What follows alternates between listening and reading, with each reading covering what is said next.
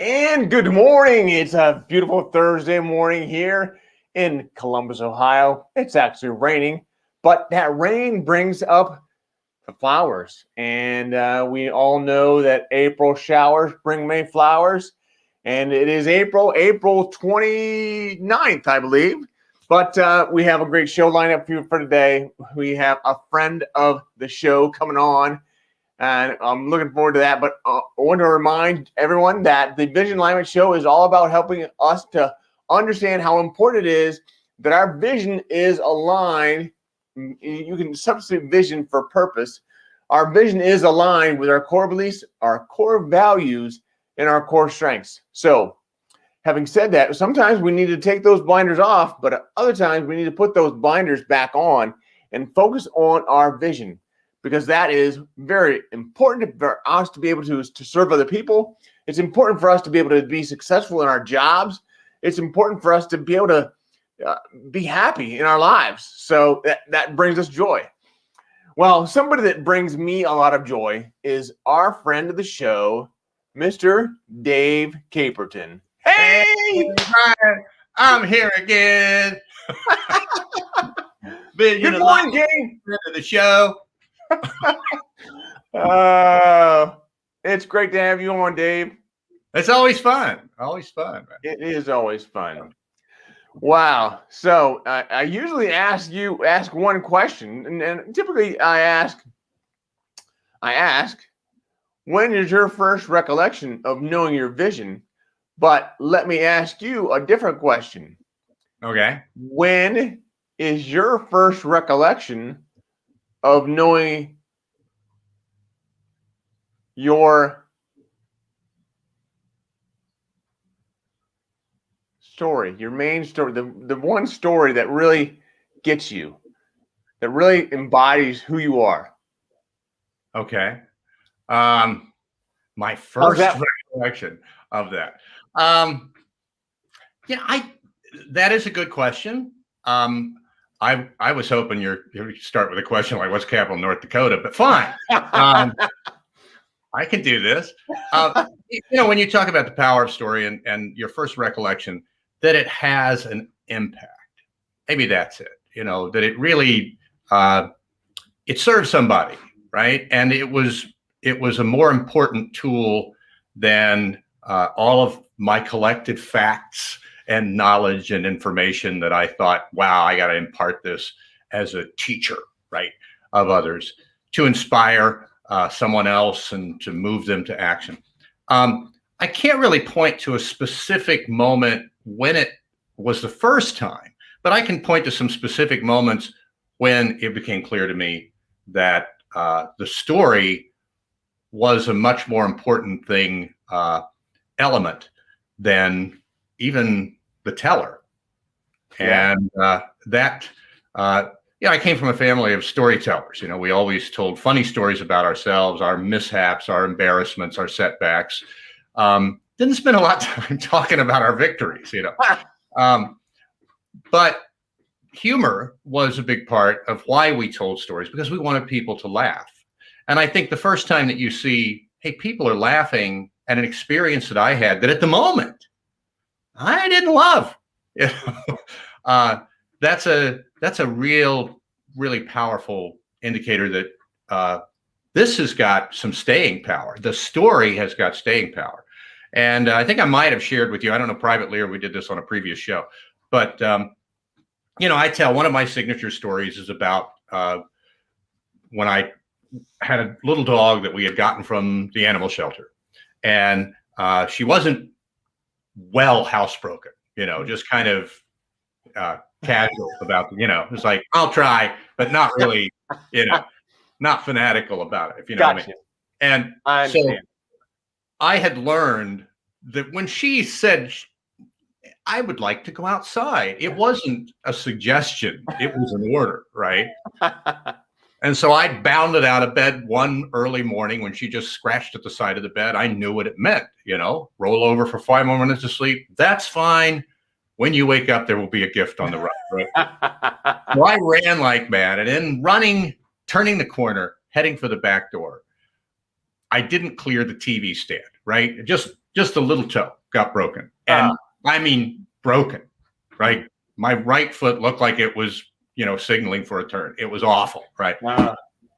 And so this was not a fun experience, but I told it and I incorporated it into my program with the point being this, that life has pain in it, right? Your work, your relationships, you go through moments of pain. None of the things that I talk about, your commitment to joy, making it a mission level goal, finding your sense of humor, connecting with other people, in any way erase that possibility. We're going to have pain. But it does give us a choice. Humor and the commitment to joy gives us a choice to get back to a default mode of joy, right? So the meaning of that story followed the telling of the story. First, I told the story, right? People laughed. Then I saw that, hey, this actually has something to teach. And so, when my mother, who was just one of the funniest people I ever knew in my life, and when she passed, it was very difficult. And she was at home, and the hospice nurse was coming over for the last few days that she was there. And, she was around. And so she was getting to know us. And she asked me when I told her what I did for a living, she said, have you ever spoken for our nurses association here in the state? And I said, I can't remember. I've spoken for a lot of nurses association. I couldn't really remember if they had been one of my clients. And so she said, well, I love it when we have a speaker, especially one that can make us laugh since you do humor. I said, yeah. Hey, let me know. I'd love to talk to somebody about it. And then she starts saying, we had a speaker one time, and I just remember the story that he told. And she starts telling me my story about my broken toe. And I thought, either I have spoken for him or I've got a lawsuit, right? One of the two. And I said, I guess I have spoken for you. Now, here was the thing. She was standing a foot away from me. I had introduced myself. She didn't recognize my name. She didn't remember my face, right? Yeah. She remembered the story. Wow. The story had meaning because it touched her emotionally. It moved her to someplace that was positive, right? And she identified with it in a way that retained not only the story and the funny part, but the point of it. That's pretty good. And I realized, wow, the story is the powerful element here. Wow. I'm just delivering it. I love it. I love it. If you want to hear more, stay right there.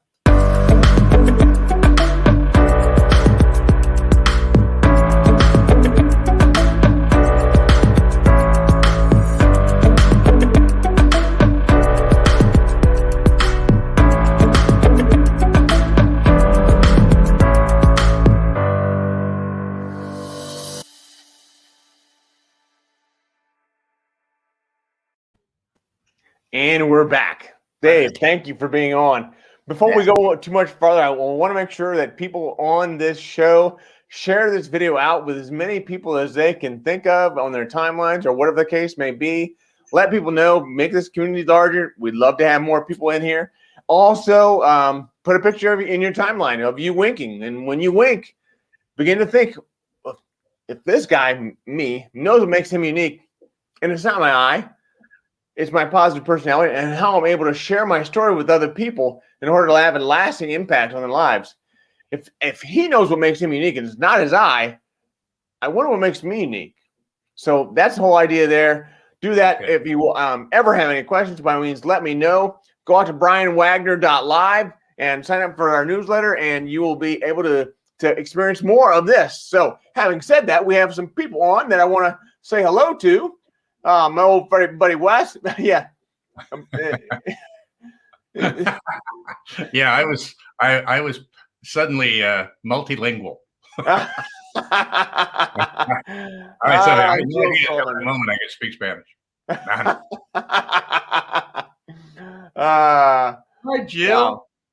Good morning, Jill. Good seeing you this morning. Wow, this is good. This is good. So. Yeah, that's an impressive story. That do you know how many years it had been since you've spoken for her? No. I went back then and I looked, but I knew then, but I don't know. It was probably easily 5 years. Wow. And so you look at that and you go, wow, you remember that for 5 years? And she still took the learning points from it. Yeah. She actually kind of said a couple of things to me. She was like, it's just a good reminder that, we go through things on a daily basis, but we don't have to stay there. And I thought, well done. Yes. Okay. Wow. If I had had a gold star, I'd have pushed it right onto her forehead. I would. like a thumbtack, but Well not really a thumbtack. Wow. So, help us. There's other speakers on this call, and there's other entrepreneurs on this call. So, help us to understand how important it is. And maybe that's important, but also just the general ability to do what you can do. Do what makes the most sense. So, if you're an IT guy and you're very technical, you probably would want to stay in that realm.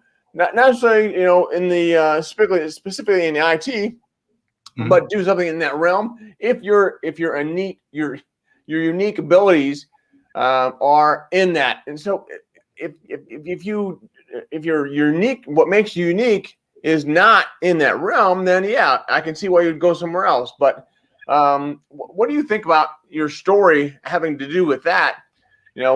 I think that how important it is, because it means your story is really where you come from. So I'm asking a really long-winded question here. Yeah, well, if I understand where we're going with this, I think. Pull me out. Yeah. But I think when we're talking about story, how does it serve people, in an area where they're not, that doesn't seem to be a really necessary tool. But the truth is, we all have to connect, and we all have to learn, and we all have to lead. It falls to us to convey understanding.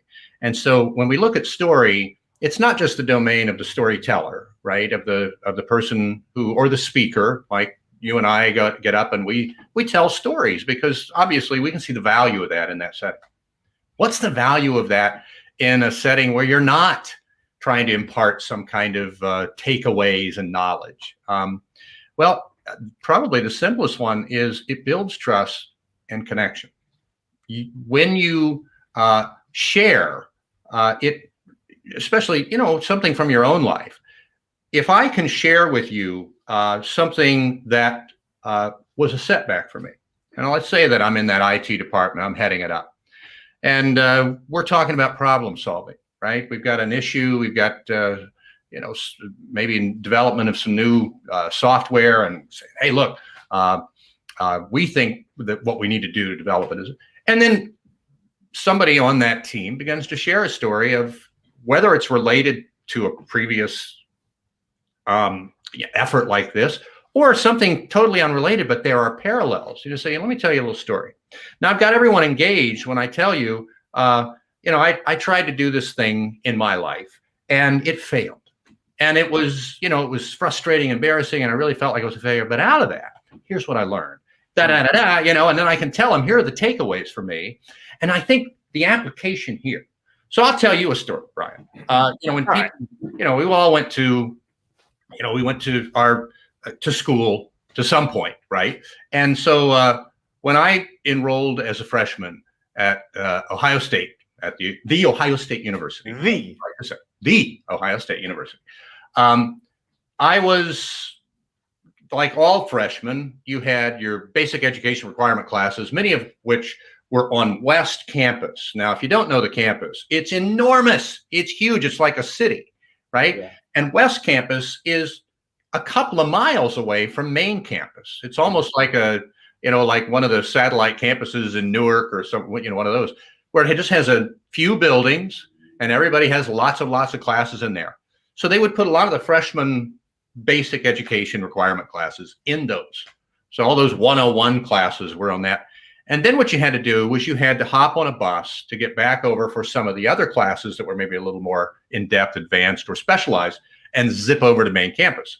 So they had classes starting on the half hour on the West Campus, and they had classes starting on the hour on main campus. Gave you a little bit of time, but still trying to make that 25-minute window, get out of your class, get to the bus stop, get on a bus where everybody else trying to get on a bus, right, and go over to the main campus was really challenge, especially fall quarter. We were on quarters then. And you're a freshman, you're nervous. Yeah. And I would run out and I would see this bustling horde of people waiting for the buses to pull up. And here would come a bus finally, right?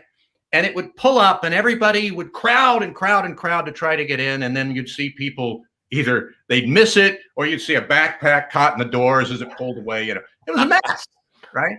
As long as it was just a backpack, yeah. Yeah, sometimes, you know, but yeah, or a sneaker, you know, you never know. It was, I mean, it was crowded. It was so crowded. People got on, no social distancing there. No. And so when I really reflect all these years later, what did you learn in college? What was the most valuable thing you learned? You think, well, what classes really illuminated me? And I think, you know what I learned? What I learned was at the bus stop. What do you mean?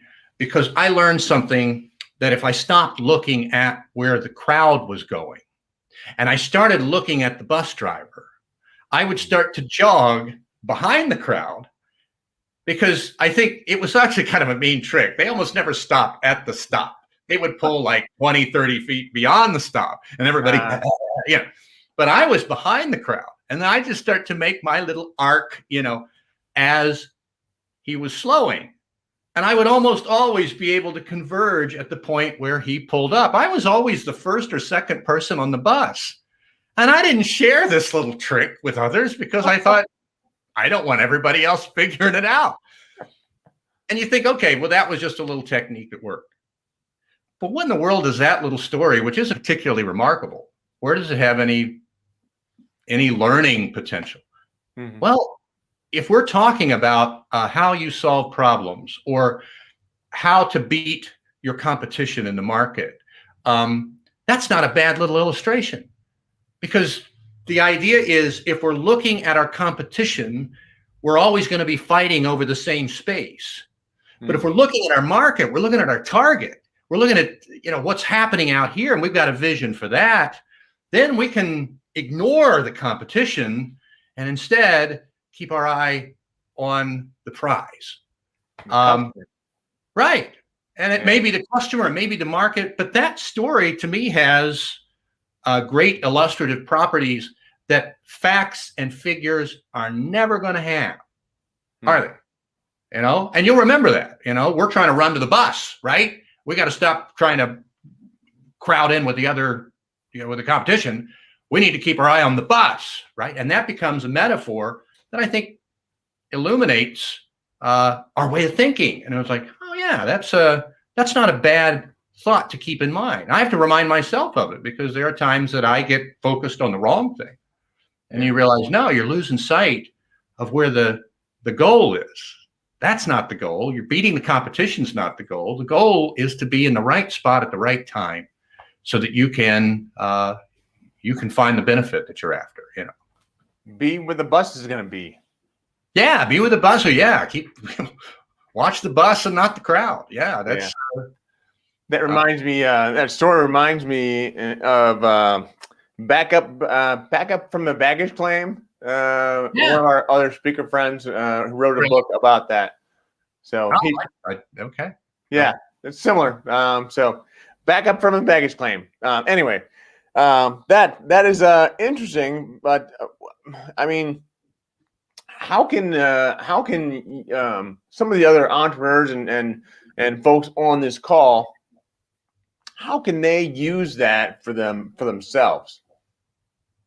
How can they telling their story? Or yeah. Understand when they go into meetings and talk about themselves. They don't always talk about themselves, but they talk about something relatable to that situation or relatable to that customer, right? Yeah, I mean, this is really just a matter of, first of all, figure out, you know, what am I trying to accomplish? When I go into a meeting, there are several things that I have to accomplish. If I'm presenting new ideas, or if I'm just going to educate the folks there, or perhaps I'm trying to build, you know, some team connection, and story helps with all of those things. You know, I mean, just take something like I was a teacher, right? So I incorporated stories whenever I could because it was the best way to keep the attention of my students, right? We all know that there are different types of learners, right? You've got visual learners who they want to see images up there and they like the PowerPoint, Mm-hmm. I don't get it, but they do, right? But they like to see charts and graphs and graphic depictions of information. And then you have auditory learners who they like to read words, because even that's an auditory experience when you're reading, or listen to lectures and discussions. And that is what they tend to remember. Those are about 40%. Each one of those are about 40% of the makeup of learners, from what I understand. So 40% visual, 40% auditory learners, 20% kinesthetic learners. They're the ones who, they want to either be tangibly, touch something that's in the tangible world, right? Manipulate, move, or move in some way. Now you think, well, okay, you get them moving around physically, but it doesn't have to be physically. It can be emotionally, right? And if they're moved emotionally, they tend to retain the information that they've been given. And so story kind of touches all of those. If we tell a story and it's rich in visual imagery and I'm really painting a picture for you, the visual learners are engaged, right? Mm-hmm. My words and the way I'm delivering it already is aimed at the auditory learner, right? And because it has an emotional component to it, the kinesthetic learner connects with it and takes it in as well. So it's the best way to serve all the folks who are trying to learn. But even that's not the only reason why you tell a story. Sometimes you just want to make a connection. Sometimes you just want to build a relationship. And if I tell you about things that happen in my life, and you'll notice if you listen to my keynote, there aren't a lot of stories I tell that make me look great, Yeah. Let me tell you how I dominated the world when no. I tell you my setbacks. I tell you embarrassments. I tell you pain that I then present with the invitation to laugh, because I tell you, I'm okay, right? Mm-hmm. But what that typically does is it says, I'm willing to be vulnerable and to be transparent and to tell you something that doesn't really put me in the most flattering light. But what I come away with is trust more often from the audience than if I got up and I told you, here was one great success I had after another, right? I always tell people, it was like, you're a motivational, inspirational speaker. I said, yes, but I don't inspire any inferiority complex in a part of the audience. I'm not one who gets up and tells you, I was successfully running this company and then I did that and then I jumped out of an airplane, And I'm not saying that there's anything wrong with that. I think that inspires people to go like, yeah, I'm going to be inspired by this person's accomplishment. But that's just not the type of presenter I am. And that's not the story I have to tell. If I had those in my history, I'd probably share them, right? Yeah. But what I have are the things that made me and other people laugh at my own sometimes stumbles. Sometimes literally stumbles, right? But it engages my audience. It makes them put their challenges in some kind of perspective. And even if their challenges are larger than mine, it gives them something to relate to because, we've shared laughter. And I think it doesn't matter whether you're on a platform or you're in a boardroom or sitting with your team in the IT department. We still need that connection and we need to build that trust, right? As for Sorrentino, feeling, nothing more than feelings. Thank you. Nothing more than feelings. You can sing a lot better than I can. Yeah. He was my mentor, I know. Still is. He taught you everything you know. Well, he introduced me to the speaking business and opened the door for me. And so, any audience who doesn't like what I've ever delivered, it's his fault. It's not mine. You hear that, Bill? It's your fault. Well, you know what? Look at the time. It's already 25. How do we go through 25 minutes in this little bit of time? Yeah, my theory is I don't shut up. It just doesn't make sense. Well, no, but it's good. It's good to have this conversation because we all need to understand how important it is to have the ability to tell those stories and have those stories in us that we can relate to people. And Right. when we were, I'm sorry, and I get stuck there. When we relate to people, we have much more impact. And impact is probably the wrong word. It's much more connection, right? Right.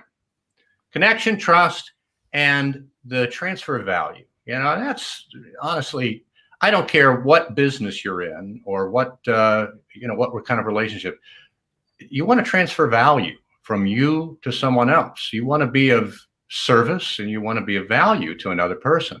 That happens best when you're vulnerable, when you're transparent, when you're willing to share, and when the connections are personal.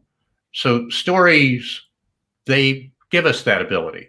So they don't have to be amazing stories, which if they are, great. If you've got an amazing story to tell, that's wonderful, right? But they don't have to be amazing. They just have to be human and honest. And I think that's what connects people and makes us trust others. We know when someone is authentic with us. And so if I share with you, and I believe this person has shared with me authentically, yeah, we might do some other things together, right? I trust them to be the one who was vulnerable enough with me to share something for real. Yeah. Fault is big crack. Wow, he's just. I don't know what he's talking about. Balcony during the Muppet Show. He's doing double duty. Waldorf and somebody, I don't know. I like that, what you said about sharing these stories and makes a better connection. So, being authentic and really it's taken me, I'm just in this role to interview people, and I've been doing this for almost a year now. And it's taken me a long time to get to a point where I felt as though, I could talk, I could have conversations. And even just a few minutes ago, I got stuck on my words and I got stuck in what I was trying to say, but I couldn't think of what I was wanting to say. But now I'm just more relaxed and more at ease having done this. So I think doing these video meetings and the show, this live stream, is another story that I have to add to my repertoire of what I've done. Absolutely. So, well, thank you right. for that. And you also have now a rich reference of a lot of folks who said, they shared their story and say, I had so-and-so on my show and he shared this story that I want to, share with you. And I don't mean taking anything for your own, but I think we can help reflect the light of others who serve us with their insights. And that you're right. This becomes now part of your life because you can say, on my show, we had this happen. We talked about this very important point that's going to help you today. Yeah, people like Brian Walter. I remember. I can remember some of the stories that they told. Not all speakers, but also just general people, that were kind enough to come on and lend a hand to this show and be interviewed. So I agree. There's a lot of good stories that go into this, and I'll continue to try to mine them. Yeah, good. Well, you should, because it's just giving people a forum. Some of the folks you've had on here, a forum to share, a little of their story is sharing that audience that you have. The folks who show up for the live stream or watch it later on where you have it archived, or share it with other people. We just, value gets to be multiplied. And so I'm very proud of the work you're doing, Brian. Well, and I'm glad to be a friend of the show. Thank you, Dave. Friend of the show. Well, this is great. I appreciate your time. I appreciate you being on. We're going to do it again. I don't know when, not tomorrow. So you got the day off. I get a day off. Okay. I'm Brian Wagner's spare tire. Folks. Like Don't somebody say failed. that. That's not true. It's not a bad thing to be. Huh, Okay. Brad? Okay. Well, can you hang around for a little bit in the green room there? Yeah, let's talk. Yeah. All right. Sounds good. Thank you. Wow. What a great show. Dave Caperton is the man. I mean, he adds so much value to this discussion, not strictly from a human perspective, but also just from a general kindness and the relatability. You know, I think that's awesome. And there's Phil with love you too, Phil. You're the man. I appreciate everything you've done for me. So, and I'm sure Dave would say that as well. So, thank you all so much for joining this call today. I appreciate you being on. And as always, keep one eye